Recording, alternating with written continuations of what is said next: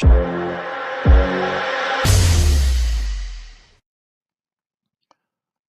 this video, we will talk about strain, namely about normal and shear strain. So what is a strain? Let's start with the normal strain.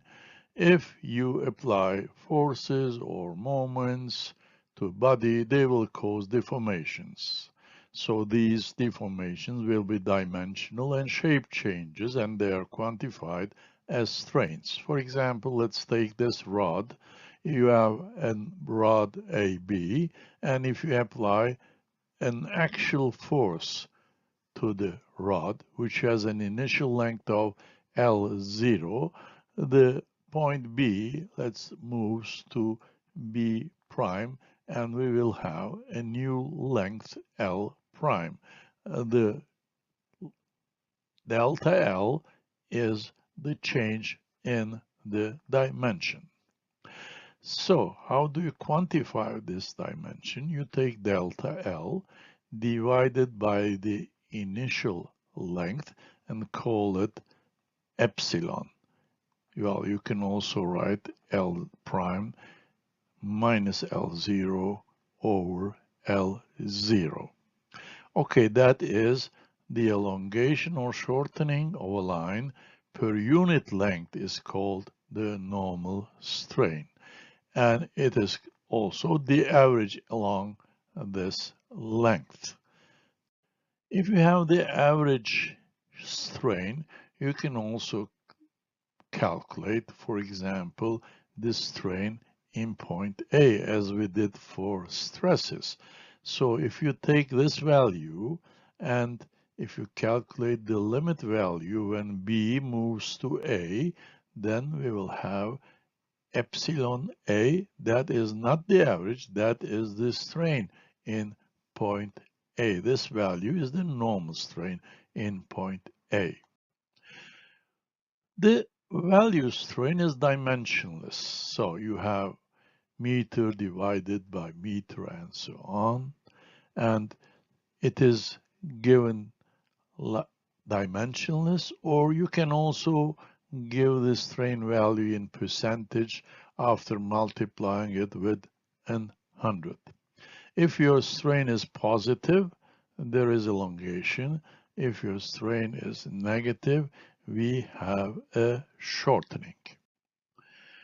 Well, if you know the initial length and if you know the strain, well, you can also, by using this formula, you can also calculate the final length with the help of this relation.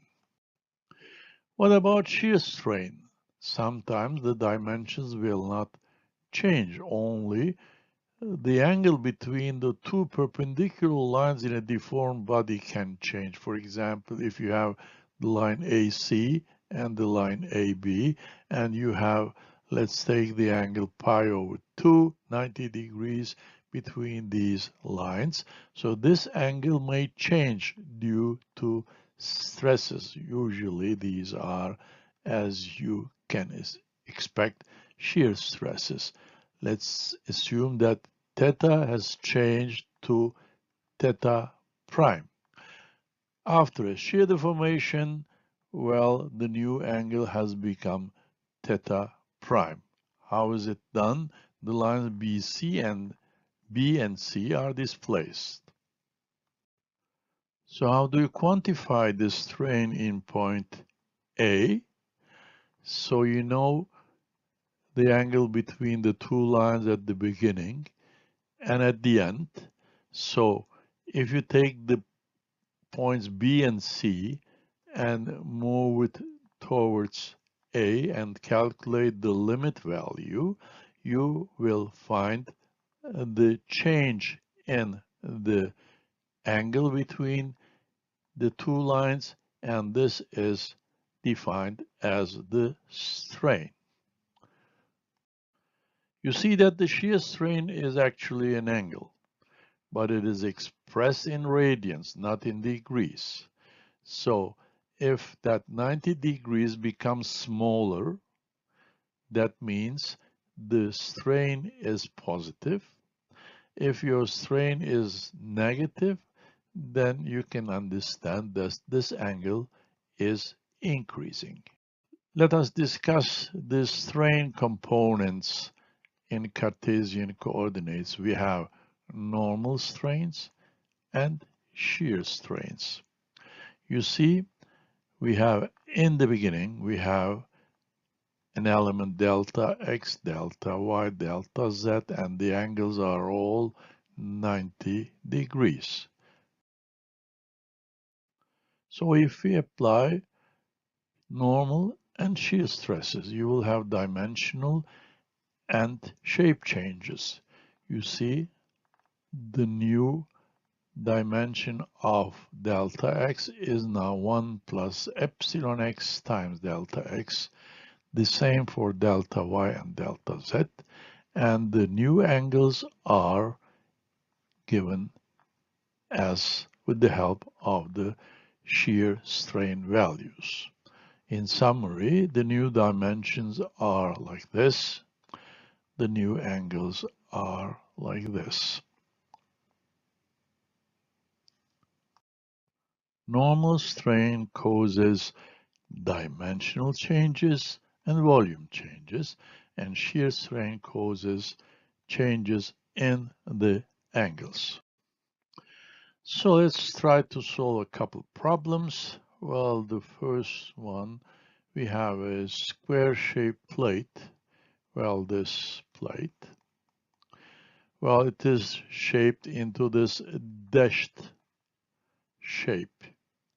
Well, how is it done? Well, it is done so that the AB, AC, and BD remain parallel and horizontal, and they will not change the dimension. That's 400, that one is also 400. Okay, question. The normal strain along the side AB. Now we have this initial length, 400. The new length is this length, AB prime. So the normal strain is asked. And then what is asked? The shear strain in point A. So you see we have a change. Well, in the beginning, the angle was 90 degrees. The new angle is this theta prime, and a pi over 2 minus theta prime is your gamma value. The shear strain in point is also asked. In order to find the solution, we consider this triangle. You see it over here. As you see, the movement is 5 millimeter to the right and 3 millimeter down for point B. So what is your new length and what is your angle gamma? Well, let's calculate AB prime. This angle, well, this dimension has become 400 minus 3, and this dimension is 5. So how do you calculate AB prime, this length? Well, AB prime is square root of 400 minus 3 squared plus 5 squared square root of, and the new dimension is 397.03, and epsilon AB, the average normal strain in AB is final length, initial length, divided by the initial length. So the final length is smaller than the initial length, so we have a negative normal strain. And the shear strain, well, we know that gamma is pi over 2 minus theta prime, so it actually is this angle. So I can easily find the tangent of this angle. So you see that is 5 millimeter, and that is 397. So the tangent of this angle is this value, and you can calculate the gamma with the help of this equation.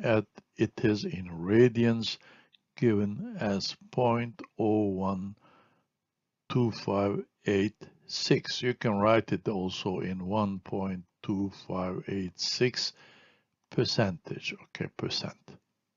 Okay.